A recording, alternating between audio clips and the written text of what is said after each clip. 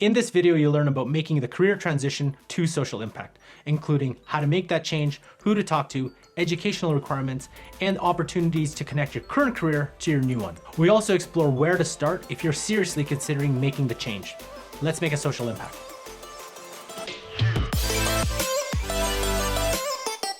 Hi everyone, I'm Carl. Welcome to the Social Impact Show, a channel where you get the latest strategies and tips to help you scale and grow your CSR and goodness programs. So my guest today is Michael Bambrick. He is the ESG data analyst with Ferguson. Thank you very much, Michael, for joining us today. Thanks for having me, Carl. Happy to be here.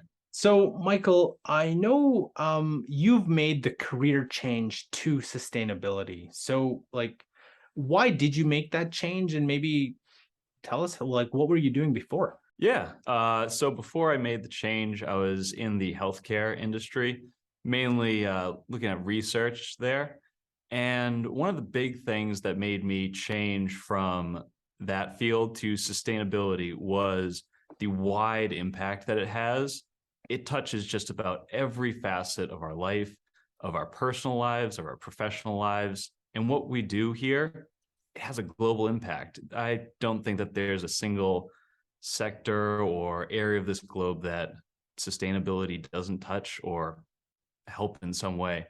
So this field also is constantly and rapidly growing, expanding. There's so much to learn. And that really just speaks to me, as I like to think of myself as an academic at heart. And if I'm not in a position where I'm learning, making an impact, or driving that change, I feel like I'm stagnating. And sustainability is a place where you can really just day in, day out, make that impact, make that difference. And that's what drew me to it. And I had to make that change there. You know, what's fascinating is this space, just being new to even the social impact space myself, is that there's a lot of people that are coming from a wide variety of fields. So it isn't just, people that came up, maybe they had a degree in the sciences, maybe we're talking about from all industries, PR, communication sciences, and so on. So it's really fascinating that this field is getting, talented people from all these different fields, and it's contributing to a very unique levels of perspective when you're going into it. Absolutely. I mean, it needs buy-in at every single level, and we need perspectives from all walks of life and all backgrounds. Because if it's only people who are looking at the ecologic impact or looking at the economic impact, we're not going to solve the whole picture. So we need to have people bringing their diverse backgrounds, bringing their past experiences, and tying that into sustainability. Because I think some people might have the impression that sustainability is this square hole and they need to be that square peg to fit into it. But there's just about every single type of hole possible. There's circle, square, triangle, hexagon, for every single specialty out there that each person can bring their own impact to the table. And I think that's key to what makes sustainability core to what we do. So let's talk about your transition. So how did you make that transition? Who did you talk to? Were there any educational requirements that you needed, upgrades to your skills? How did that work? Yeah. To be honest, I just did it one day.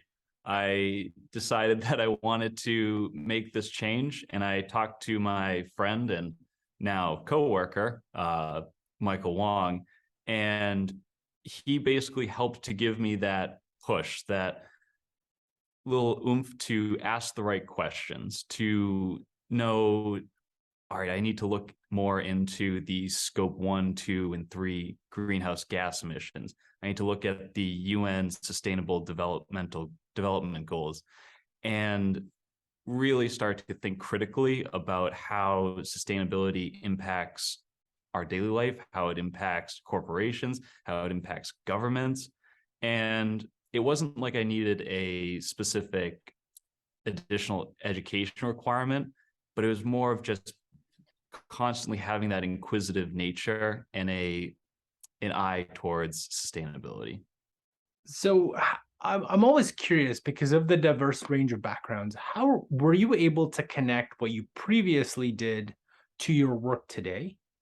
Yeah, not in the way that you might think. So it's not like I was able to bring in the specific protein pathways or receptor activators, but it was that interdisciplinary approach that research has, where you're sitting at this juncture in between, in my case, doctors, MRI techs, psychologists, physical therapists, and you're integrating all of that together. And sustainability can be that great integrator where you're integrating things such as finance, supply chain, internal operations, and bringing that all into one cohesive unit to try to better it. And I think also within the research sphere, it's helped to give me the ability to parse through all of the information out there. I mean, there certainly is a lot of it, as you're well aware, and to know what's important information and what's noise, to really take a critical eye towards that. And I think those two skills were ones that I was able to really translate over into this current position. So, Michael, if somebody was planning to make this transition from whatever field they're in, what advice would you give? Yeah, I would tell them that it's the perfect time to make that transition. That if they get in now, they're at the ground level. The space is constantly changing and constantly evolving. That if someone were to get into the sustainability field, they're not going to be behind, they're not going to be playing catch up. They're going to be asking the same questions that people who have been in the field from the start are asking. And I would tell them, always be inquisitive, constantly ask questions, even those questions that you might think are the stupid questions might be the core questions that other people might not have even considered. So for those people who are thinking about it, bring your skill set, bring your fresh ideas, listen to those who are within the space, and reach out to those within the sustainability sphere, because there is a wealth of resources and they're happy to help.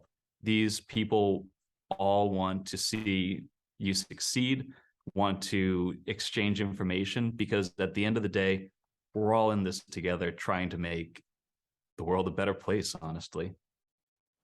Now, with this transition, I would imagine it's probably easier if the organization business that you're working for has these, I guess, these programs and these people in them. How about for somebody who is working for a company that maybe doesn't have like a sustainability program or project that's in them? Like, what advice would you give to that person? Yeah, I would say for that person that they should become the sustainability champion. How some companies will have that tech person or the computer guru, become the sustainability guru, the one that is driving those initiatives internally, whether they be small, of just bringing more recycling or trying to help educate people. They might not be a set in stone sustainability journey that that company has, but the more people that you get thinking about it, the more people you get engaged with it, the more it just becomes ingrained into everything that we do. Because at the end of the day, we need to make sure that sustainability is a part of everything that we do on a daily basis.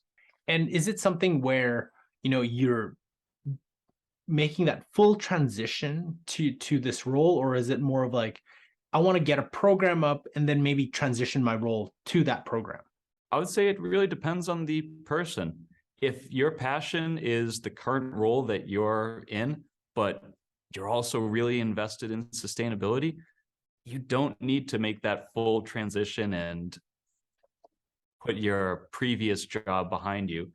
But if this is someone who wants to really sink their teeth into sustainability and their current job or current company doesn't have those current resources in place, I would say that they should start to build it out to get buy-in from all of those around them and show that they can in fact link this idea of profit and purpose together to really have that broad buy-in to spearhead and champion their own sustainability program within their organization. So, Michael, I know a lot of our audiences and they've asked a lot of questions. They've made a lot of comments about career transition. So, if some of them want to reach out to you, what's the best place to reach you? Yeah, I'm happy to take any questions that people have at my work email. It's michael.bambrick@ferguson.com. And I'm still learning, so I'm more than happy to share any insights that I learn with them because I want to connect with all of those people out there because they're a wealth of resources. I hope to be a wealth of resources, and together we can solve this. Learn from other social impact pros and experts by watching this playlist here. Thanks for watching, and we'll catch you in our next episode.